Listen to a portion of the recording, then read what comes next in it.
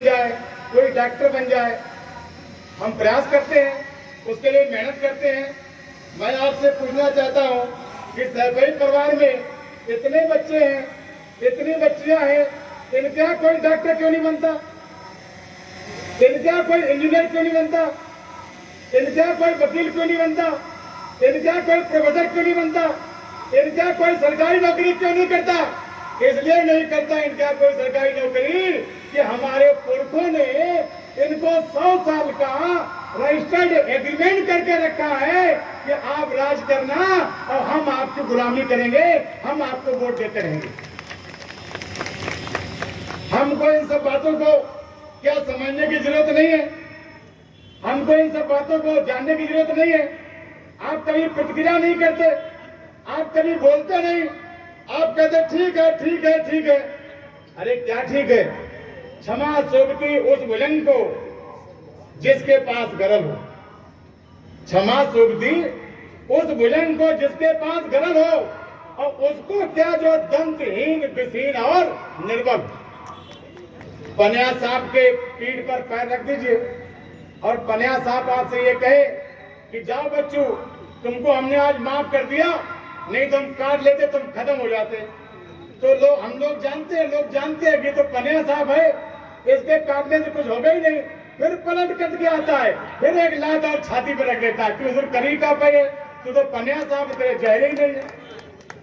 अरे यदि काले नाग की पूंछ पर पैर रखो और काला नाग फल बड़ा करके जीभ लबलबा करके आपके सीने तक आ जाए, आपको ऊपर से नीचे तक पसीना तरबतर हो जाओगे और आप कहोगे हे गौरी मैया, हे पार्वती मैया, हे गणेश भैया, हे शंकर महाराज, आज माफ कर दो, आज से कभी गलती नहीं करेंगे। आप कभी फुसकारे ही नहीं, आप कभी अपनी ताकत दिखाए ही नहीं। आप कहते क्षमा क्षमा, कौन क्षमा आपकी मानता है? कोई आपकी क्षमा नहीं मानता। एक बार सिकंदर को एक पादरी नीचे से सोने की थाली में हीरा मोती जड़ा हुआ मुकुट पहनाने के लिए आ रहा। आप टीवी से देखा होगा कि सिंहासन ऊंचाई होते तमाम सीढ़ियों के ऊपर, तो सीढ़ी से पादरी चढ़ रहा था और सिकंदर ऊपर खड़ा हुआ था। उसने अपनी लंबी तलवार से उस मुकुट को फंसाया और मुकुट उठा लिया और अपने हाथ से उसने अपना मुकुट रख लिया और ये कहा कि तुम्हारे जैसे पादरी यदि सिकंदर बनाते तो तुम हजारों को सिकंदर बना देते। निश्चित रूप से कर भैया बड़ा अपनी छोड़ पड़ाई आस। ये लड़ाई हमारी आपकी नहीं है, ये लड़ाई निश्चित रूप से हमारी आपकी संतानों की लड़ाई है, हमारे आपके बच्चों की लड़ाई है। मैं आपसे निवेदन के रूप में आपको चरण स्पर्श करता हुआ सबको ये बात कहना चाहूंगा कि ये लड़ाई केवल शिव प्रसाद की नहीं है। बोलो, शिव प्रसाद लड़ाई है कि सबकी लड़ाई है? बोलो भाई, ये लड़ाई सब समाज की है। शिव प्रसाद को नौकरी नहीं चाहिए, शिव प्रसाद को असला नहीं चाहिए, शिव प्रसाद को रोजगार नहीं चाहिए, लेकिन जिस देश जात में जन्म लिया बलिदान उसी पर हो जाए। शिव प्रसाद चाहे जितनी बड़ी गाड़ी पे चले, चाहे जितनी बड़ी गाड़ी से उतरे, तब भी उसको यही कहेंगे घुसीटा उतर रहो, घुसीटा है। बोलो भाई, बात सही है? इस जात के अपमान को ठीक करना कि नहीं ठीक करना? यदि ठीक करना है तो आप सबसे आग्रह है कि इकट्ठे हो जाइए। उन्होंने पूरे प्रदेश में कोई भी घोष ऐसा नहीं रखा था अपनी जानकारी में कि कोई सिर उठा पाए, इसलिए तो बौराते हैं, इसलिए तो बौरा करके आसन करते हैं। आप कल्पना करिए, मैनपुरी इतना बड़ा जिला है, इटावा औरैया इतना बड़ा जिला है, हमारा कोई प्रतिनिधि नहीं है। 90% की हमारी आबादी है, हमारा कोई प्रतिनिधि नहीं है। निश्चित रूप से हमें अपने अधिकारों के लिए लड़ना पड़ेगा, और यदि हम लड़ेंगे नहीं तो हमको कोई तस्तरी में परोस करके अधिकार नहीं देगा। संघर्ष जिंदगी है, लड़ना ऐसे पड़ेगा, जो लड़ नहीं सकेगा वो आगे नहीं बढ़ेगा। हमको अपना अधिकार चाहिए तो हमको इसके लिए संघर्ष करना पड़ेगा। निश्चित रूप से ये लड़ने का अधिकार तो हमारे नेता सबसे बड़े भगवान श्री कृष्ण जी ने दिया। जब 12 साल का वनवास पूरा हो गया, जब 12 साल का वनवास पूरा हो गया और 13 वर्ष का अज्ञातवास भी पूरा हो गया, तो कृपाचार्य, द्रोणाचार्य, भीष्म पितामह सबने कहा कि पांडवों का अज्ञातवास पूरा हो गया। लेकिन दुर्योधन ने कहा ना, अभी पूरा हो ही नहीं। बोले फिर जाओ 12 साल के वनवास, बोले फिर जाओ 12 साल के वनवास।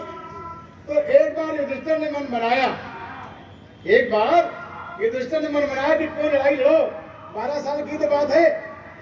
लेकिन जब अर्जुन ने कहा कि इस बात की क्या गारंटी है कि अगले 13 वर्ष में फिर कह दे कि तुम्हारा अज्ञातवास पूरा नहीं हुआ, फिर जाओ 12 साल वनवास।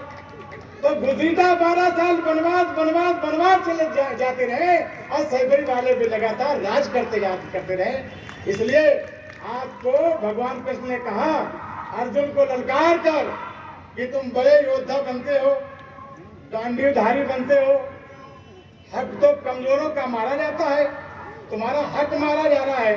अगर योद्धा हो तो अपना अधिकार ले लो। अरे रह क्या गया, बचा क्या?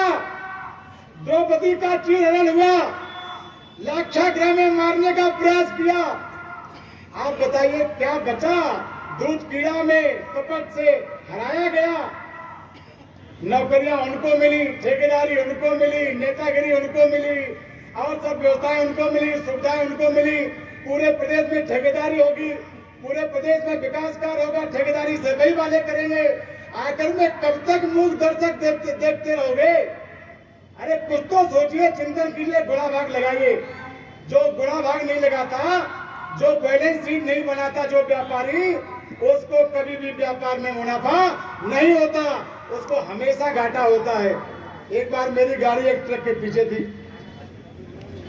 मेरी गाड़ी एक ट्रक के पीछे थी और उस ट्रक के पीछे में चल रहा था। तो ट्रक के पीछे लिखा हुआ था, क्या लिखा हुआ था कि दम हो तो पास कर। उस ट्रक के पीछे लिखा हुआ था कि दम हो तो पास कर, नहीं तो बर्दाश्त कर। ये सरकारी वाले भी यही कह रहे हैं घुसीटो कि तुम में दम है तो कुछ करो, नहीं तो झेलो हमें जैसे झेला रहे। इसलिए ये पंचायत आपको बुलाइए, सब लोग एक स्वर से आवाज दीजिए। उन्होंने ये सोचा था कि अब कोई है नहीं, कोई खत्म हो गया, कोई विकल्प नहीं। लेकिन जब जब होए धर्म की हानि, बाढ़ है असुर अदम अपमानी, तब तब प्रभुधर मनुष्य शरीरा, हरे सदा सज्जन की पीरा। ये शिव प्रसाद की औकात नहीं है पार्टी बनाने की, शिव प्रसाद की हिम्मत और क्षमता नहीं थी पार्टी को बनाने की। ऊपर वाले ने कहा, ऊपर वाले ने कहा कि उठो शिव प्रसाद, तुमको हम ताकत देंगे, जनता जनार्दन तुम्हारे पास है, जनता का आशीर्वाद तुम्हारे पास है, तुम अपनी पार्टी बनाओ और सर्वजन सुखाए पार्टी बनाओ। जिंदाबाद। इस देश में कोई किसी जात की पार्टी है, कोई किसी धर्म की पार्टी है, कोई हिंदू की बात करती है, कोई मुस्लिम की बात करती है, कोई किसी की बात करती है, कोई एससी की, कोई बैकवर्ड की बात करती है। लेकिन क्या कोई ऐसी पार्टी इस देश को नहीं चाहिए जो सबकी बात करती हो, इंसान की बात करती हो, इंसानियत की बात करती हो? इसलिए इन भावना से प्रेरित होकर के हमने सर्वजन सुखाय पार्टी की स्थापना की है। सर्वजन सुखाय पार्टी की स्थापना की। आप सबका आशीर्वाद चाहिए। बताइए, सब लोग आशीर्वाद देते हो? दोनों हाथ आगे तो बताइए। अभी यहाँ आना ही पर्याप्त नहीं है, अभी बहुत कुछ आगे बकाया है, बहुत कुछ आगे बकाया है। उसको हम लोगों को ध्यान में रखना है। हमको अपनी पार्टी का, हमारी पार्टी इस देश में जितनी पार्टियां रही हैं, इस देश में जितनी पार्टियां रही हैं, उन सब ने कुर्सी के लिए काम किया है, जनता के लिए काम नहीं किया है। जिससे उनको कुर्सी मिले, जिससे उनको कुर्सी मिले, वो प्रयास किए हैं। जिससे उनका वोटर बढ़े, वो प्रयास किए हैं। लेकिन जिससे जनता की भलाई हो और जिससे गरीबी दूर हो, वो प्रयास नहीं किए हैं। कांग्रेस पार्टी इंदिरा जी के जमाने से गरीबी हटेरी, आर्थिक स्थिति बहुत अच्छी है। अगर आपकी आर्थिक स्थिति बहुत अच्छी है तो आप हर तिमाही पर अपना कर्जा क्यों बढ़ाते जा रहे हो? आपकी मार्च की तिमाही में 150 लाख करोड़ आप पर कर्जा था। सितंबर की तिमाही में 161 लाख करोड़ कर्जा हो गया और इस अब आगे आज तक 206 करोड़ भारतीय जनता पार्टी ने कर्जा ले रखा है। देश को कर्ज बना रखा है। आए दिन जम्मू कश्मीर में सैनिक मारे जा रहे हैं। भाई क्यों मारे जा रहे हैं? जो सरकार अपने सैनिकों को पैर से लेकर और सिर तक बुलेट प्रूफ जैकेट नहीं उपलब्ध करा पा रही है, उस सरकार को इस प्रकार की टीमें हाँकने का कोई भी हक नहीं है।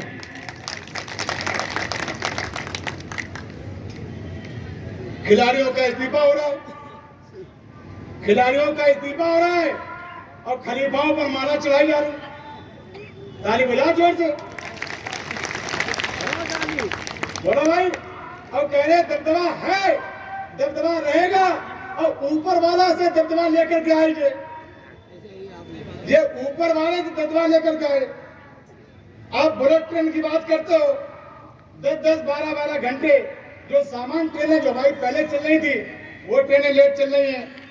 आपने सेना की नौकरी बहुत सम्मानजनक नौकरी थी, सेना की नौकरी बहुत सम्मानजनक नौकरी थी और सेना की नौकरी को हमारे बैकवर्ड के ऐसे समाज के माइनॉरिटी के लोग अधिकांश सेना की नौकरी को करते थे, लेकिन उस नौकरी को भी मजाक बना के रखा। आपने उसको अग्निवीर करके, अग्निवीर भर्ती योजना करके केवल 4 वर्ष की सैनिकों की नौकरी कर दी। ये इससे अधिक दुखद और क्या हो सकता है? यहाँ तक कि जब अग्निवीर शहीद होता है तो उसको पर्याप्त सम्मान भी नहीं देते। भारतीय जनता पार्टी कहती है हम बहुत अच्छा कर रहे हैं, हमारे पास भ्रष्टाचार नहीं है। अगर आपके यहाँ भ्रष्टाचार नहीं है, आएंगे निश्चित रूप से। यदि भ्रष्टाचार हटाना है तो विभागों से भ्रष्टाचार हटाइए और भ्रष्टाचार हटा करके आप कि बोल मुलायम बोल, हल्ला बोल, बोलो भाई।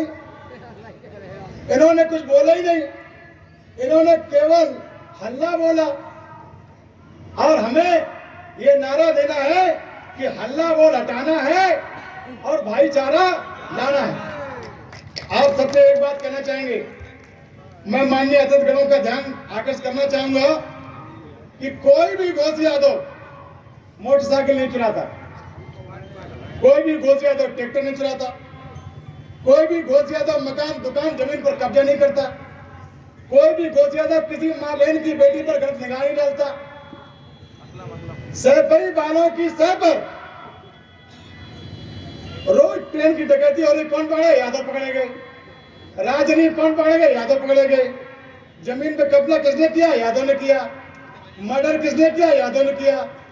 तो सर्व समाज के दिमाग में ये बात हो गई कि ये जितने अहीर हैं ये सबके सब बदमाश हैं। बोला भाई, ताली बजाओ, बात सही है नहीं?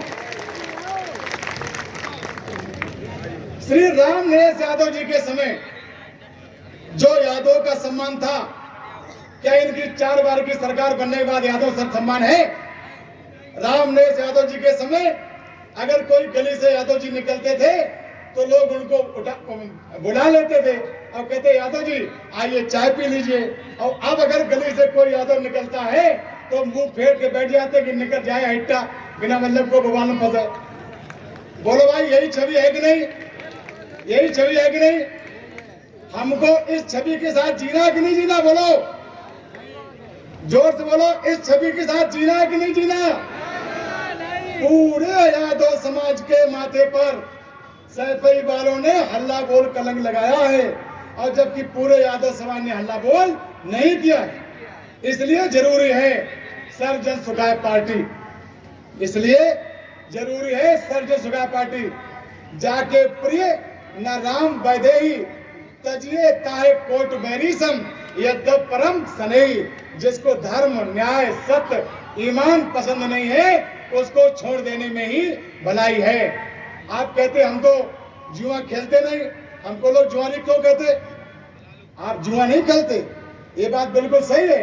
लेकिन जुआ खेलने वाले सैफई वालों के लिए फर तो बिछाते हो। आप कहते हम शराब नहीं पीते, ये बात सही है, आप शराब नहीं पीते। ये सैफई वाले उनके कुलकुर्मा के लोग शराब पीकर के खाली बोतल जो फेंक देते हैं, वो खाली बोतल तो आप जेब में डाले हो। इसलिए जब तक संगत आपकी ठीक नहीं होगी, ये संगत होनी चाहिए। जब कोई आपसे इटाव में पूछे तो आपसे पूछे कि भाई आप यादव जी, आप किस पार्टी के यादव हैं? तो अगर आपने कहा हम सपा के यादव हैं, तो लोग जान जाएंगे ये हल्ला बोले यादव हैं। अगर आपने ये कहा कि ये सर्व सुखा पार्टी यादव हैं, तो लोग जानेंगे ये भले यादव हैं। बोला भाई ये पहचान करनी नहीं करनी, ये पहचान करनी नहीं करनी। इसलिए आप सभी लोगों को यहाँ पर आमंत्रित किया